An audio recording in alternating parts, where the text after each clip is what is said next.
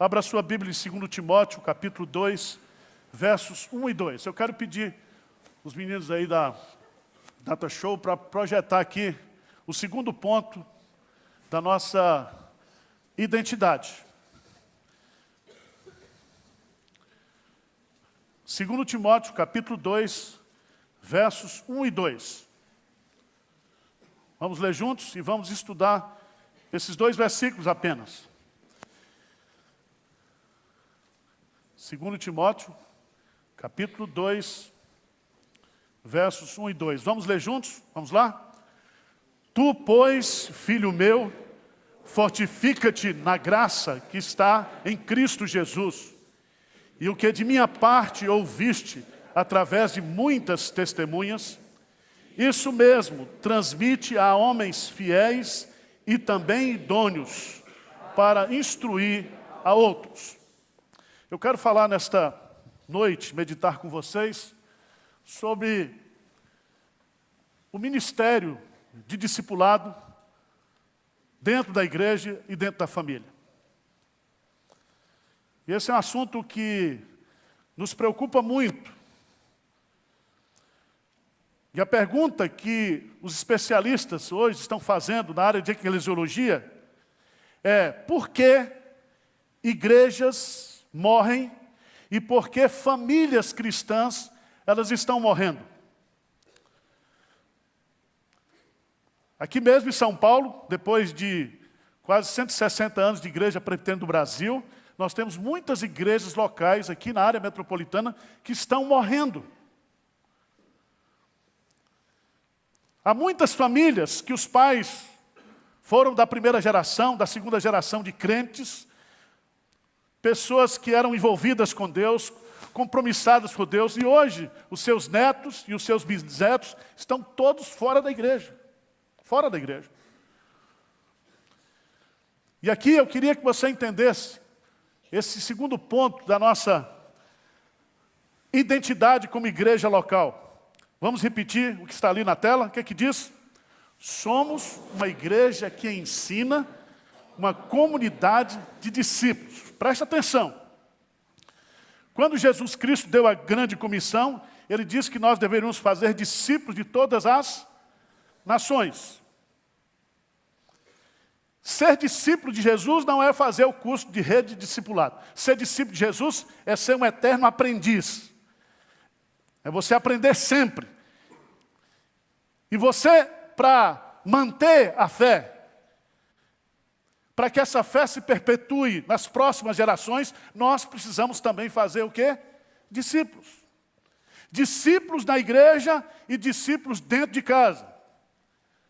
A grande falha nossa, e eu não quero fazer perguntas aqui para constranger os irmãos, mas há muitos que estão aqui nesta noite, que são filhos de crentes, que são netos de crentes, e nunca fizeram discipulado, e nunca discipulou ninguém. Dizem que 90% dos membros de igreja hoje, eles estão na igreja, mas eles nunca ganharam uma alma para Jesus. Eles nunca evangelizaram ninguém. E, meus amados irmãos, esse fenômeno que aconteceu lá na Europa, que já está acontecendo nos Estados Unidos, começa a acontecer aqui no Brasil, porque o nosso evangelho hoje é evangelho de celebração. A gente vem para os cultos, a gente participa do culto, a gente gosta de uma boa palavra, mas ninguém quer sentar para aprender. Ninguém quer investir tempo nisso. Essa carta foi escrita no ano de número 67 da era cristã. O apóstolo Paulo estava preso em Roma. Sua sentença lavrada, ele ia morrer.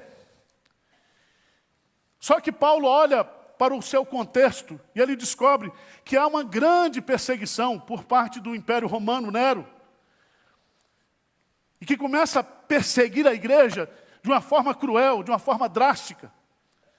Paulo olha para dentro da igreja e começa a observar que ela está cheia de valdomiros, que ela está cheia de picaretas, está cheia de gente, falsos mestres, ensinando, pregando, oferecendo para as pessoas um evangelho sem conteúdo, sem sã doutrina. Então Paulo escreve essa carta para Timóteo, para dizer: Timóteo, pelo amor de Deus,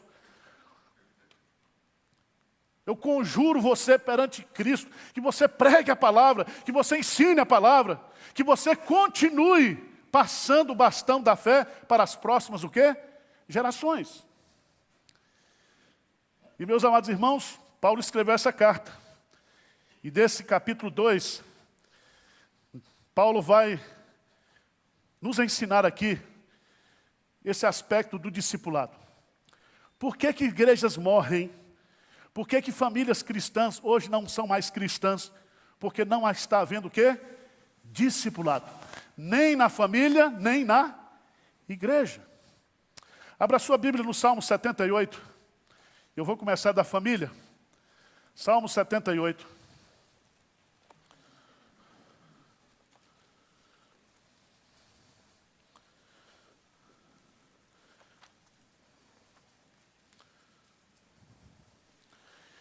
Eu queria que você lesse, a partir do versículo 3, diz assim, Salmo 78, 3, o que é que diz? O que ouvimos e aprendemos, o que nos contaram nossos pais, não encobriremos a seus filhos, contaremos à vindoura geração os louvores do Senhor e o seu poder e as maravilhas que sele. Ele estabeleceu um testemunho em Jacó, e instituiu uma lei em Israel, e ordenou a nossos pais que os transmitissem a seus filhos, a fim de que a nova geração os conhecesse. Filhos que ainda hão de nascer, se levantassem e, por sua vez, se referissem aos seus descendentes, para que pudessem em Deus a sua confiança, e não se esquecesse dos feitos de Deus, mas lhe observasse os mandamentos. Preste atenção. É lei de Deus. Ensina a criança no caminho que ela deve. Ensina. Ao deitar, ao levantar. Inculca na cabeça dos teus filhos as verdades de Deus. Se você for lá para Timóteo, você vai lá para o capítulo 2, capítulo 3 de Timóteo. Paulo começa falando, no capítulo 3, sabe, porém, isso nos últimos dias que sobrevirão tempos, o quê? Difíceis. A palavra difíceis aqui é diabólicos. Tempos malignos. Nós estamos vivendo esse tempo. E como é que nós poderemos sobreviver a esses tempos malignos? De ideologia de gênero, de corrupção, de destruição de valores, de perseguição à palavra de Deus, às verdades absolutas de Deus. E eu queria que você lesse lá, no versículo 14 e 15 do capítulo 3, o que é que Paulo vai dizer. Ele vai dizer assim, tu, porém, permanece naquilo e de que foste inteirado, sabendo de quem? E que desde a infância sabes as sagradas letras que podem tornar-te sábio para a salvação pela fé em Cristo Jesus. Que coisa extraordinária. A igreja, a família cristã, os valores do reino de Deus sobrevirão se nós praticarmos o discipulado em casa, se nós praticarmos o discipulado da igreja, se nós tivermos a coragem de ensinar os valores de Deus. E aí eu queria, à luz desse texto, 2 Timóteo 2, 1 e 2, vamos examinar. Paulo começa dizendo, tu, pois, filho meu, fortifica-te na graça que está o quê? Em Cristo Jesus. Primeiro, há uma linguagem afetiva aqui. Paulo diz a Timóteo, tu, pois, filho meu. Timóteo era filho na fé. E aqui, se você olhar para a igreja, se nós entendermos que nós somos uma comunidade onde o amor de Deus prevalece, onde o amor de Deus opera, se nós amamos os nossos filhos, se nós amamos as futuras gerações, se nós de fato queremos que os nossos filhos continuem firmes na fé, se eu de fato, se você de fato, se nós amamos os nossos filhos, nós temos que passar para ele os princípios da palavra de Deus.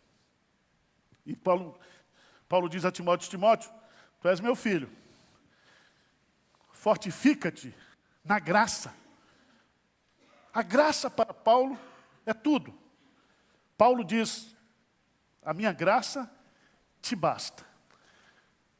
O Deus diz para Paulo, a minha graça te basta. Graça para Paulo era tudo. Tudo que nós precisamos para sobreviver e para resistir, como nós cantamos aqui, é a graça de Jesus que nos faz caminhar. É a graça de Jesus que nos faz resistir. É a graça de Jesus que nos faz crescer. É a graça de Jesus que nos segura, que nos sustenta, que nos protege. É a graça, é a graça. Quanto mais problema, quanto mais luta, quanto mais perseguição, quanto mais dificuldade, mais a graça de Deus ela é derramada sobre nós. E essa graça está onde? Hein? Tu, pois, filho meu, fortifica-te na graça que está onde? Em Cristo Jesus. Cristo é a fonte da graça. A graça e a verdade vieram por meio de Jesus Cristo. E significa que eu e você, se nós queremos sobrevivermos nesse tempo difícil, se nós queremos realmente passar a fé para as novas gerações, se nós queremos que a igreja do Senhor não morra, que as famílias crentes elas continuem existindo, nós precisamos tomar o fortificante, o quê? Da graça. Mas para que tomar esse fortificante? Para fazermos o trabalho de discipulado. Veja o operacional aí no versículo 2. E eu quero chamar a sua atenção para o que está aqui. Há aqui pelo menos 3 palavras-chave. Eu queria que você decorasse.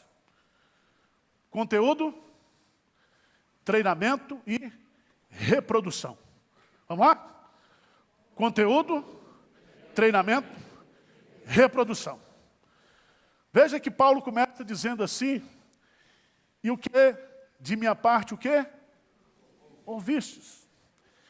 Na versão King James vai dizer, as coisas que você ouviu da minha parte. Que coisas são essas? É o conteúdo da fé. Conteúdo da fé. Se eu creio em alguma coisa. Fé não é só assentimento. Fé significa um conjunto de valores espirituais.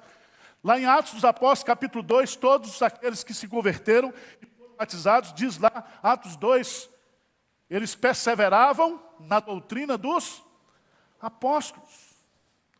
Veja aí, em 2 Timóteo, capítulo 1, eu queria que você desse uma olhadinha. 2 Timóteo. Ele vai nos ensinar algumas coisas maravilhosas. Vamos para 1 Timóteo primeiro. 1 Timóteo, capítulo 1.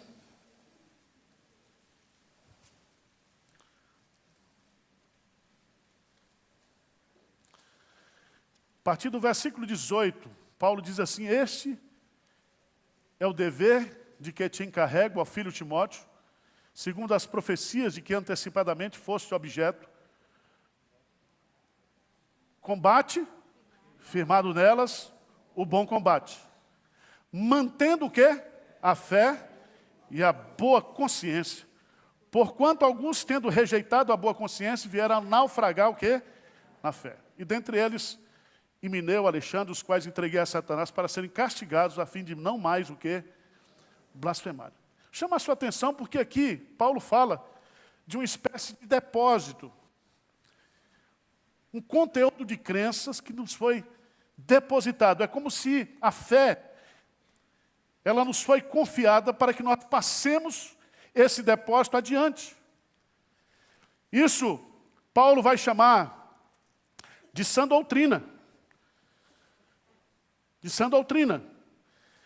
Paulo vai chamar isso aqui, e eu queria que você fosse lá para Tito, capítulo 1, versículo 9.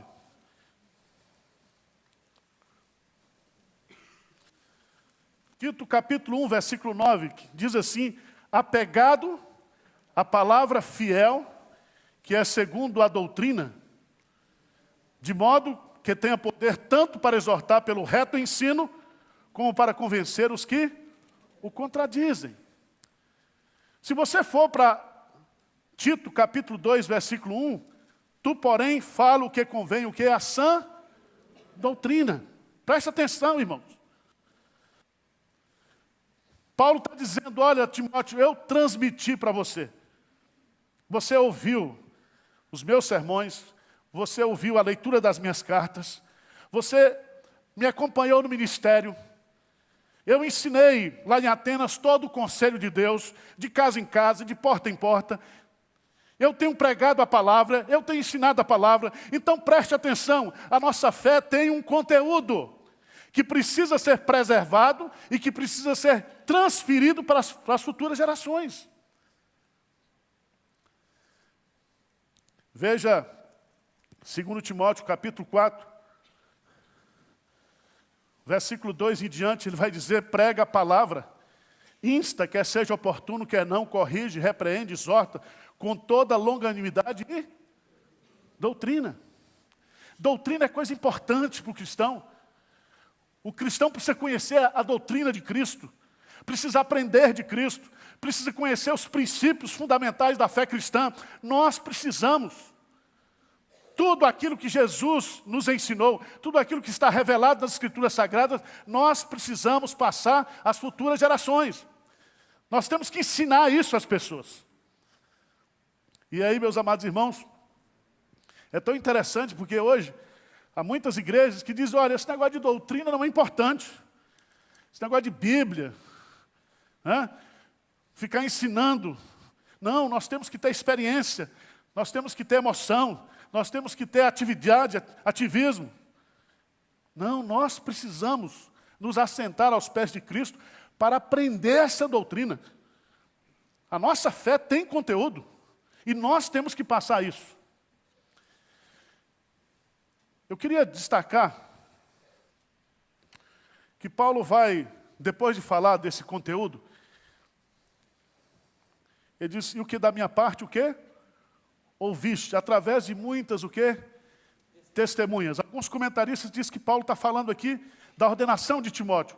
Outros comentaristas dizem, Timóteo, você sabe que eu preguei abertamente e muitas pessoas são testemunhas daquilo que eu ensinei. Tudo o que eu preguei eu não fiz em secreto. O cristianismo, a fé cristã, não é uma religião de mistério, de ocultismo. Nós pregamos a palavra abertamente, ensinamos abertamente, falamos dos valores abertamente.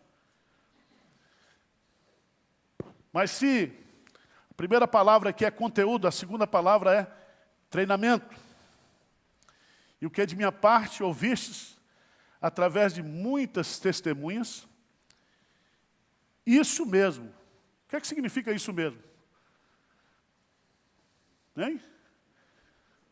Tudo que você ouviu, você não tem autonomia para mudar o que você o quê? Ouviu. Isso mesmo que você aprendeu, você vai o quê? Transmitir. Você não tem autonomia, Timóteo, para ensinar o que quer. Você não fica inventando pirueta dentro da igreja. Não fica inventando falsas doutrinas. Há muitos ventos de doutrinas, há muito ensino falso. Aquilo que eu te ensinei, as sagradas letras, a palavra de Deus, prega a palavra, ensina a palavra, passa para os outros aquilo que você aprendeu de mim. Veja no capítulo 3 de Timóteo, 2 Timóteo 3. Porque, meus amados irmãos, não é passar pela internet, tá? Não é passar pela internet. Se o ensinamento vem desassociado da vida de quem ensina, não há impacto, não há transformação. Por isso que Paulo vai dizer, Timóteo, que você quer sobreviver os tempos difíceis, versículo 10, o que é que ele diz? Tu, porém, tens seguido de perto o meu ensino, procedimento, propósito, fé, longanimidade, amor, perseverança, as minhas perseguições, os meus sofrimentos, quais me aconteceram em Antioquia, Icônio e Listra, que variadas perseguições tenho suportado, de todas, entretanto, me livrou o quê? O Senhor. Timóteo não só ensina aquilo que você ouviu, mas ensina aquilo que você viu. Ensina com a tua vida, ensina com o teu exemplo, ensina com o teu sofrimento, ensina com a tua dedicação, ensina com o seu empenho. Faça isso, Timóteo. Olha para mim. Sede meus imitadores, como também sou de Cristo. Então veja bem, irmãos, não é um treinamento online. É treinamento de vida. É vida o quê? Influenciando vida, com conteúdo doutrinário e com exemplo de vida. Mas o que eu acho interessante nesse texto é que ele diz, isso mesmo transmite a homens o quê? Fiéis. Primeiro, o que significa a palavra homens aqui? É homens mesmo, macho. Macho. Não está falando de homem no sentido genérico. Homens. Aí você, que é mulher que está aqui hoje à noite, diz, graças a Deus estou livre desse negócio. Não, não é assim não. Porque no contexto aqui, Paulo está falando sobre o ensino na igreja. E os homens deveriam liderar esse processo. Mas vai lá para Tito. Tito capítulo 2. Versículo 3. Esse aqui é o Ministério de Design Divino. Que as mulheres estão inventando aqui na igreja. Graças a Deus. Veja aí, as mulheres o quê? O que que diz? Quanto às mulheres idosas, semelhantemente, que sejam sérias em seu proceder, não caluniadoras, não escravizadas a muito vinho, sejam mestras do bem, a fim de instruírem as jovens recém-casadas, a amarem ao marido e aos seus filhos, a serem sensatas, honestas, boas, donas de casa, bondosas, sujeitas aos maridos para que a palavra de Deus não seja o quê? Preste atenção. As mulheres têm o trabalho de discipulado, mulher discipulando mulher, mulher instruindo mulher. As mais idosas, as mais amadurecidas, pela experiência, passe os valores. Não da Hebe Camargo, não da TV Globo, mas da palavra de Deus. Ensina aquilo que é Bíblia, passe os valores da família.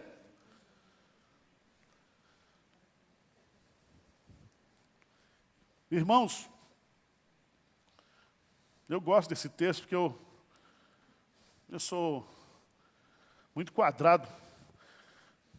Mas ensinar as mulheres novas a serem boas o quê? Donas de casa. Hoje os homens estão cozinhando. Os homens hoje só faltam parir. Os homens entendem de cortina, de combinação de cores. Olha, está uma decadência. Decadência total. Veja que a Bíblia está falando aqui, abra um curso de dona de casa dentro da igreja, para ensinar as mulheres a serem donas de casa, para não botar chifre no marido, para cuidar dos filhos, para serem honestas. Está aí, a Bíblia está dizendo, irmãos. Se nós não cumprirmos isso, a família vai se deteriorar, nós não vamos ter mais família. Por isso que nós precisamos de ter discipulado de famílias dentro da igreja, ensinando os valores, o papel da mulher, o papel do homem, o papel dos filhos, a responsabilidade dos pais. Tudo isso nós temos que ensinar. Isso é palavra de Deus, isso é sã doutrina. Mas volta para o texto lá. Tito, capítulo, ou 2 Timóteo 2. Aqui há 3 características desses homens. 3. Que devem ser discipulados. Eles têm que ser o quê? Fiéis. Eles precisam ser disponíveis. E eles precisam ser ensináveis. Preste atenção. Preste atenção, porque hoje, na igreja, está cheio de crente velho que acha que não precisa fazer discipulado. Ele já tem pós-doutorado na sã doutrina. Ele é o cara mais competente, ele não precisa sentar para aprender. A pior coisa é você dar curso de discipulado, ensinar a sã doutrina para incrédulo que não quer aprender essa doutrina.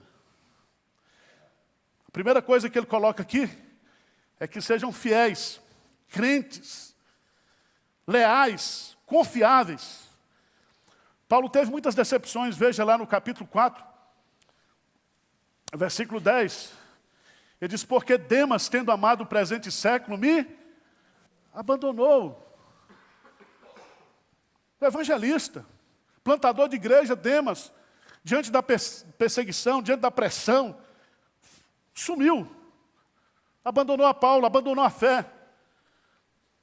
Então nós precisamos pedir a Deus que homens crentes, homens fiéis, possam ser trabalhados. Nós precisamos, meus amados irmãos, trabalhar esse conteúdo da sã doutrina em homens crentes, disponíveis. Irmãos,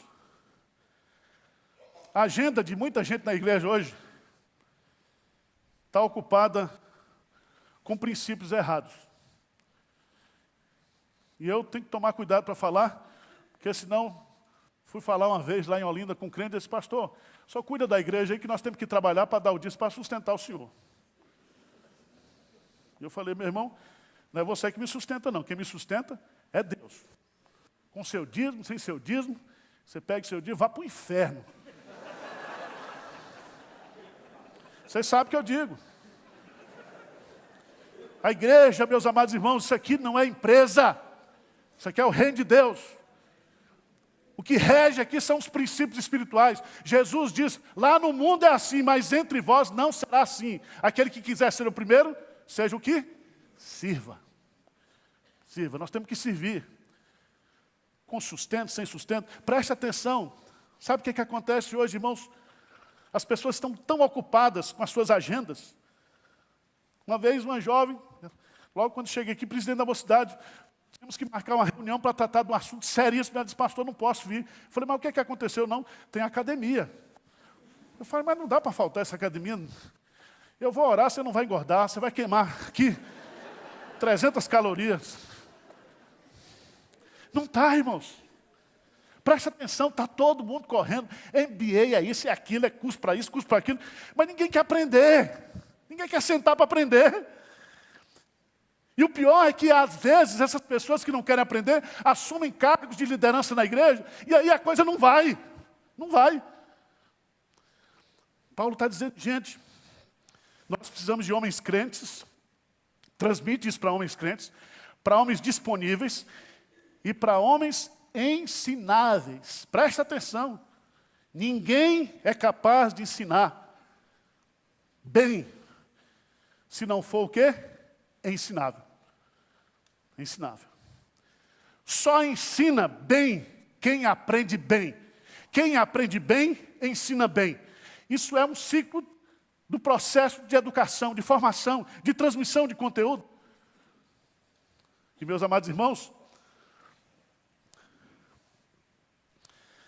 vá para 2 Timóteo 3. Versículo 16, 17, diz assim, toda a escritura é inspirada por Deus e útil para o ensino, para a repreensão, para a correção, para a educação, o quê? Na justiça, a fim de que o homem de Deus seja perfeito e perfeitamente o quê? Presta atenção que é através do discipulado, do ensino da palavra, do aprendizado ali, que o sujeito vai ser aperfeiçoado. A palavra aperfeiçoado, teleios, significa amadurecido.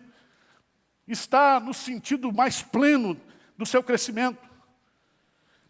E aí eu pergunto para você, se o projeto de Deus é nos conformar à imagem de Jesus, qual é a distância que você está disso? Eu sei que você é internacional, mas qual é a distância que você está? Jesus diz que nós temos que aprender, ele diz na grande comissão, ensinando-os a guardar todas as coisas que vos tenho o quê? Ensinado. Será que você já aprendeu tudo?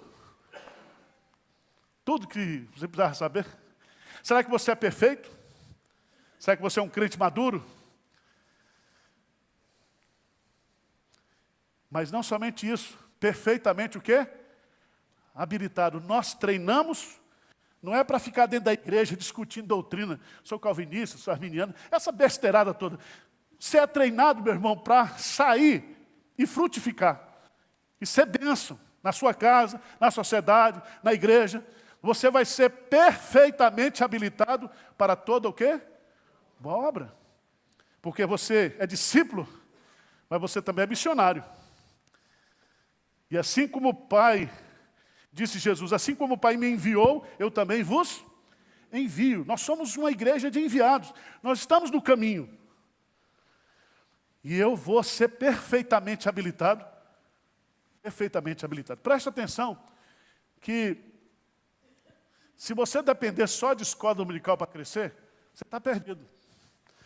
Geralmente os melhores alunos de escola dominical são aqueles que já sabem muita coisa. Tem igreja que está acabando com escola dominical.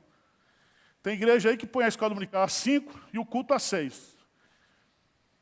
Para os crentes ficarem descansando no domingo. Dia do Senhor. O sujeito já tem toda uma agenda secularizada durante a semana. Segunda a sábado. Quando é no domingo, estão restringindo ainda. Sabe por quê? Porque aprender de Jesus, aprender da palavra de Deus, não é prioridade. As pessoas não estão querendo sentar para aprender. E sem isso, meus amados irmãos, a igreja não vai para frente. A igreja não cresce, a igreja ela não se multiplica se não tiver o processo de discipulado. Discipulado. Quero encerrar. Quais são as 3 palavras? Conteúdo, treinamento, reprodução. Se quiser botar multiplicação, pode ser também. Porque a coisa é linda, diz assim, transmite a homens fiéis e também idôneos para instruir o quê? A outros. A fé cristã, na linguagem de John MacArthur, é como se você estivesse participando daquela corrida que tem lá nas Olimpíadas, onde você vai correndo e passa o bastão para o outro vai correndo. E a ideia é que aquele trabalho em equipe dê a medalha de ouro para a equipe. E o que nós temos que entender aqui é que nós trabalhamos em equipe. O pastor tem o seu papel, o presbítero tem o seu papel, os diáconos têm o seu papel, o professor de escola dominical, todos nós jogamos no mesmo time. E o nosso time sabe qual é? Multiplicação. Multiplicação. O presbiteriano tem um ditado que diz assim, o importante não é o quê? A quantidade, é o quê? A qualidade. Isso é muito bonito. Primeiro porque o cara já acha que ele é de qualidade. Ele já se acha. Quando ele diz isso, a minha igreja nós não gastamos tempo com... Meu irmão, a igreja de Deus, ela precisa o quê? Crescer. Precisa se multiplicar. Há dados estatísticos. Se eu começar hoje aqui um discipulado, com esses 2 irmãos aqui, e esse discipulado for de 2 em 2 meses, agrupando novas pessoas, no final do ano, nós vamos ter 265 pessoas envolvidas no discipulado. A pergunta que eu faço para você é como é que nós vamos atingir o mundo, porque nós não somos anjos, mas Deus deu a grande comissão para nós pregarmos o Evangelho a todas as nações. Há hoje mais de 6.000 nações no mundo que não tem um versículo na sua língua própria. São povos que não foram ainda alcançados pelo Evangelho. Se você pegar da população mundial, que chega a quase 8 bilhões, você vai pegar 1/3 dessa população, que é chamada de cristãos. Só que nesse pacote de cristãos, tem tudo. Católico, apostólico romano, tem as seitas heréticas aí, tem as igrejas evangélicas, tem a igreja ortodoxa, é o pacote. E aí, se você partir do princípio de que todo mundo que é nominal está salvo, dá até um ânimo. Mas quando você olha, você sabe que tem muita gente hoje na igreja que de salvo não tem nada. Como é que a gente vai fazer? Nós temos o que aqui? Multiplicar. Temos que multiplicar. Abra a sua Bíblia, por favor, lá em Isaías capítulo 60.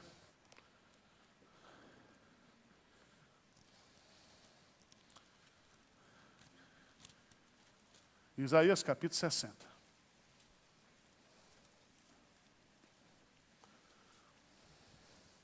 A partir do versículo 21, esse é um texto que você tem que decorar. Porque Deus quer que você ganhe pelo menos 1.000 pessoas até morrer. Tá certo? A gente está falando aqui de comprar um galpão para 3.000 pessoas. Tem gente que diz que isso é megalomania. Você que é medíocre, irmão.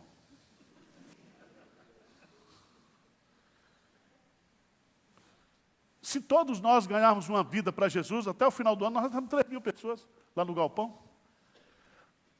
Certo?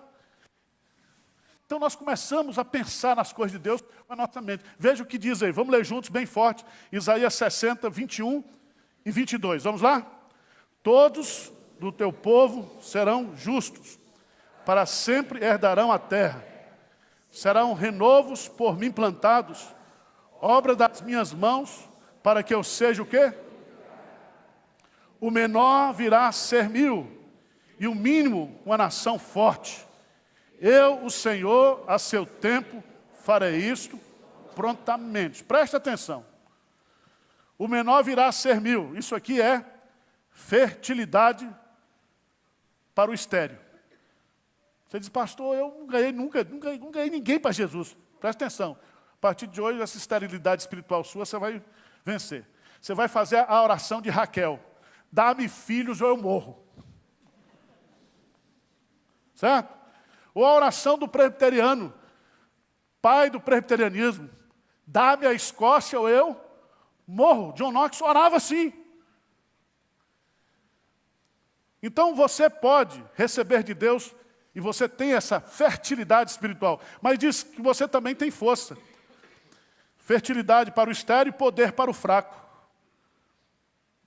Certo? Uma nação forte. E o mínimo será o quê? Uma nação forte.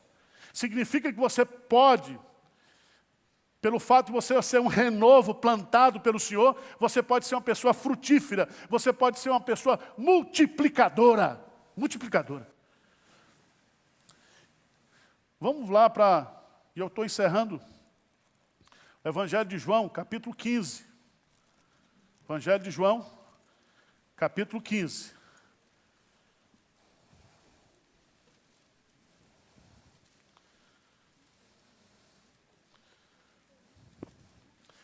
No versículo 8.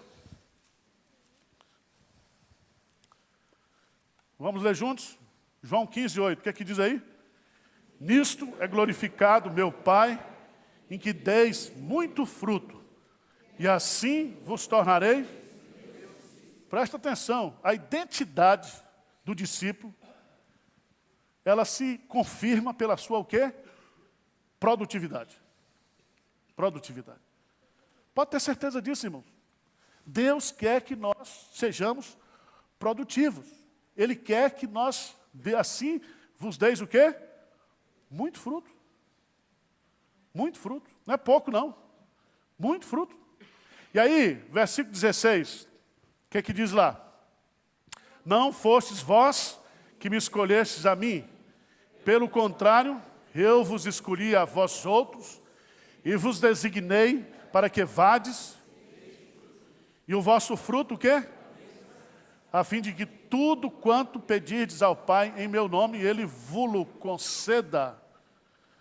Fomos escolhidos por Deus, fomos designados por Ele para irmos e darmos o quê? Frutos. E qual é o fruto que permanece? Qual é o fruto que permanece, gente? Qual é o fruto que permanece, meu irmão? É muita resposta ao mesmo tempo. Estou surdo.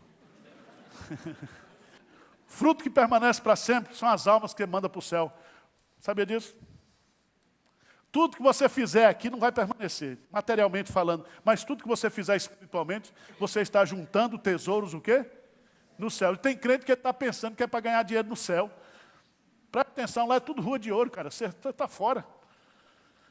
Para juntar tesouro no céu é mandar vidas salvas. Quando a igreja sustenta o missionário, quando esse missionário está ganhando vidas lá na frente, quando você está evangelizando, discipulando, pessoas sendo transformadas, vidas sendo regeneradas, isso são frutos que permanecem o quê? Para sempre. Para sempre. Jesus diz, alegrai-vos, não porque os demônios vos submetem, alegrai-vos porque o vosso nome está escrito nos céus. O que permanece, tudo que a gente fizer aqui, irmãos, nessa vida, a única coisa que vai continuar na eternidade, a Bíblia, a palavra de Deus, porque passarão os céus e a terra, e a minha palavra o quê? E segundo as pessoas, vão para o inferno ou vão para o céu. São as duas coisas que vão sobrar de tudo aqui no mundo. E quais são os nossos frutos que permanecem? São essas vidas. São essas vidas. Eu fico feliz quando eu vejo esse adolescente aqui. E nós vamos orar para nenhum se desviar. Ser tudo presbítero, missionário, diácono. E as meninas, boas donas de casas. Certo? Não siga a Anitta, não. A Anitta não é dona de casa. Serve para nós. Certo? Boas donas de casa. Vocês sabiam disso? Que a grande estratégia do diabo é destruir a missão da mãe, da mulher, dentro de casa. E ficar botando na cabeça da mulher que ela está ganhando menos, que não sei o quê. Aí a mulher não se submete à orientação espiritual do marido, mas se submete a um gerente, a um coach.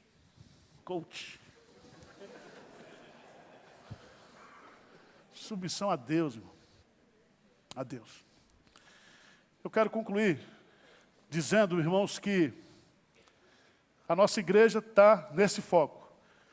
Vamos ter o congresso agora de treinamento discipulado. Vamos fazer um treinamento aqui. Se você fizer esse treinamento, você vai sair com um diploma coreano.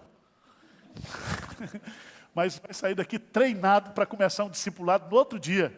E com material para você dizer, agora eu vou ganhar alma para Jesus. E eu quero desafiar você. Você tem pessoas do seu relacionamento que você gostaria muito que essas pessoas fossem convertidas, regeneradas. Convide essa pessoa para fazer um discipulado. Discipule essa pessoa. Ganhe essa alma para Jesus.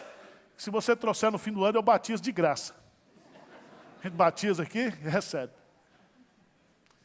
Mas você tem que abrir a sua cabeça para entender o que é ser cristão. Ser cristão não é ser membro de igreja. Ser cristão não é ser apenas aquela pessoa que frequenta cultos. Ser cristão é ser alguém que ensina e aprende o quê?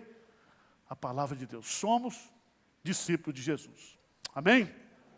Vamos ficar de pé, vou fazer uma oração.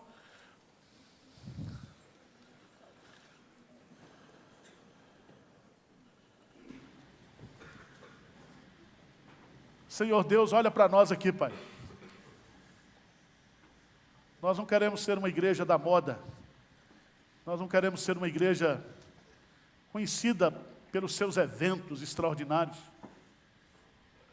Queremos ser uma igreja de discípulos.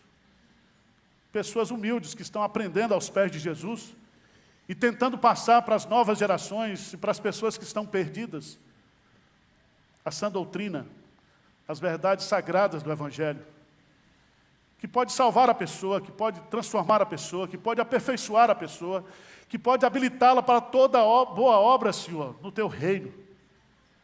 Deus, nos encoraja para isso. Sabemos que temos que pagar um preço, como soldados, como atletas, como agricultores, como diz a Tua palavra. Sabemos, ó Deus, que todo aquele que quer viver piedosamente sofrerá perseguição, mas nós não vamos fugir do propósito que o Senhor tem para a nossa vida. Fortalece a Tua igreja, anima a Tua igreja, encoraja a Tua igreja para ensinar e aprender a Tua palavra. Nós oramos humildemente em nome de Jesus. Amém.